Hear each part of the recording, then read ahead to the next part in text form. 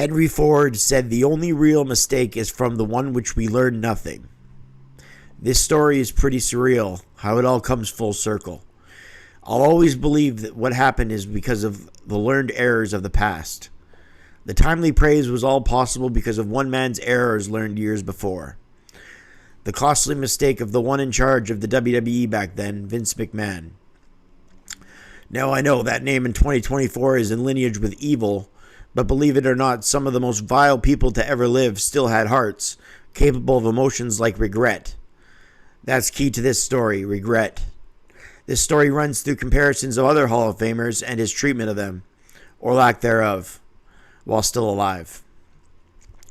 See, a lot can be learned by the treatment of the man's shirt you see on my wall above my shoulder. What once was a great friendship somewhere along the way turned sour. So much so that even when all the past legends were being honored by McMahon and brought back to his company, he omitted one of his biggest and highest earning moneymakers, Randy Savage, the Macho Man, was on McMahon's blacklist. But he was not alone. I truly believe not honoring the Macho Man Randy Savage while alive aided McMahon when Randy Savage later passed on in May of 2011.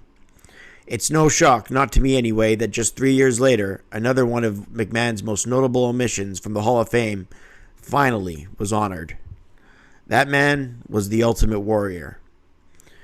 In 2014, just 3 years after Savage died, Jim Hellwig, who lived the character so much of the Ultimate Warrior, he legally changed his name to Warrior decades back.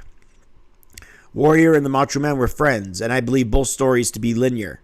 Not only were they great friends, but the biggest names in wrestling's glory days of the 80s outside of Hulk Hogan and perhaps Ric Flair. They definitely were the two biggest names for McMahon outside of Hulk Hogan.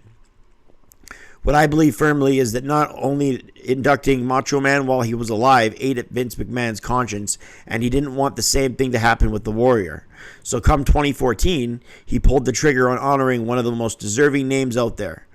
But not even McMahon could possibly predict the amazing timing his induction had. It's one of the most wild stories in wrestling history. Randy's brother, though, said it best during Macho Man's eventual posthumous induction in 2015. The line he said was real. Lanny Poffo said, "Life's too short to hold a grudge. It's time for us to heal."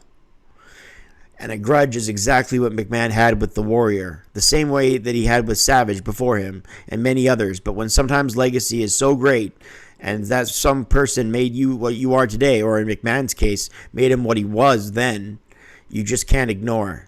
The fans' voices are too loud. The Ultimate Warrior connected with the crowd, unlike any other wrestler I think I've ever seen. There's the big three when it comes to popularity, sure. Hogan, Austin, and The Rock. They're the three biggest names, money makers in history, that can't be denied. But when it comes to peak popularity and larger-than-life characters, you could argue that the Ultimate Warrior was perhaps the most powerful of all. The WWE ignored him for years and went as far as making a DVD to tear this man down. So I like to believe McMahon learned from Macho Man, and in 2014, he was finally inducted into the WWE Hall of Fame on April the 5th by Linda McMahon. At the end of Warrior's speech, he announced that he had signed a long-term contract that would allow him to serve as an ambassador for the WWE for several years to come. Although the Ultimate Warrior announced he signed a long-term contract with the WWE, his appearance at the following Monday Night Raw would be his final WWE showing. Warrior died on April the 8th, 2014 in Scottsdale, Arizona. According to reports, Warrior clutched his chest and collapsed at 5:50 p.m. while walking to his car with his wife outside of their hotel in Arizona. He was rushed to the hospital where he was pronounced dead. Warrior was 54 years old. Warrior's colleagues said Warrior appeared frail during WrestleMania weekend and said that he was sweating profusely and breathing heavily backstage. Amazingly, this took place not even 24 hours after his speech, not even a few days after his induction. Some things really make you think. This is one of them. It's almost like his spirit said, "Now I can rest." Following his death, the WWE created the Warrior Award, the first award given at the 2015 Hall of Fame ceremony. The Warrior Award was for those who exhibited unwavering strength and perseverance and who lives life with courage and compassion that embodies the indomitable spirit of the Ultimate Warrior. This man's music was enough to give you chills. His over-the-top presentation and intensity was only matched by his natural charisma and over-the-top, energetic, larger-than-life appeal.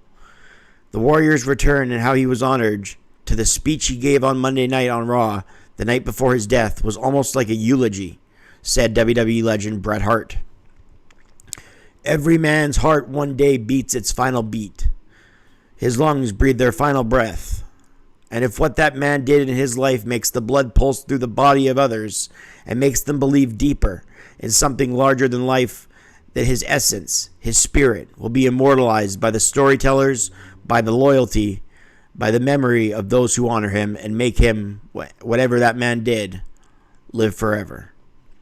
Pretty apropos and profound for a guy nitpicked for not having the most fluent promos. For them not making sense, everything pretty clicked there, pretty much. That message was deep, meaningful, and properly timed. It's not just as a performer, but as a person. Warrior's tribute to the late Randy Savage mentioned earlier online was moving and really spoke to you. He truly knew how fragile life was, and he got it about life, to live every moment, and that every moment could be your last. That is exactly what he said to Randy Savage in his online tribute.